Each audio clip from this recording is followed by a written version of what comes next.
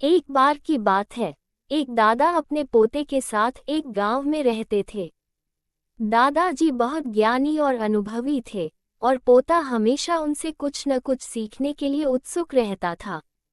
एक दिन पोते ने दादाजी से पूछा, दादाजी, सच्चा सुख क्या है?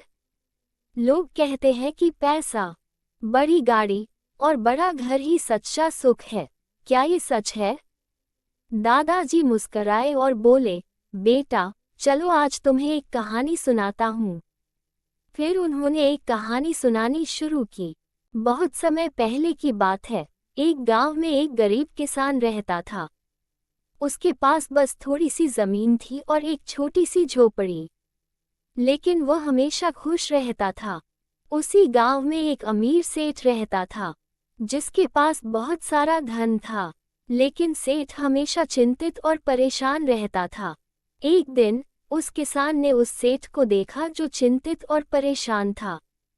किसान उसके पास गया और किसान ने सेठ से पूछा, आपके पास तो सब कुछ है, फिर भी आप इतने चिंतित क्यों रहते हैं?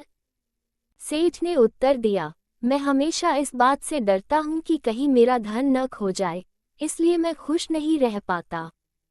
किसान ने मुस्कराते हुए कहा, सच्चा सुख धन से नहीं, संतोष से मिलता है।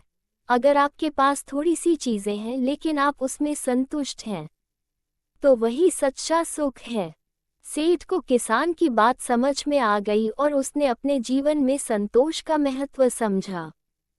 कहानी समाप्त कर दादाजी ने कहा, बेटा, सच्चा सुख बाहरी चीजों में नहीं, बल्कि हमारे अंदर की शांति और संतोष में है। अगर हम कम में संतुष्ट रहना सीखें, तो हम सच्चा सुख पा सकते हैं। पैसे, गाड़ी और बड़े घर से सुख नहीं मिलता, बल्कि सच्चा सुख हमारे मन की शांति और संतोष में होता है।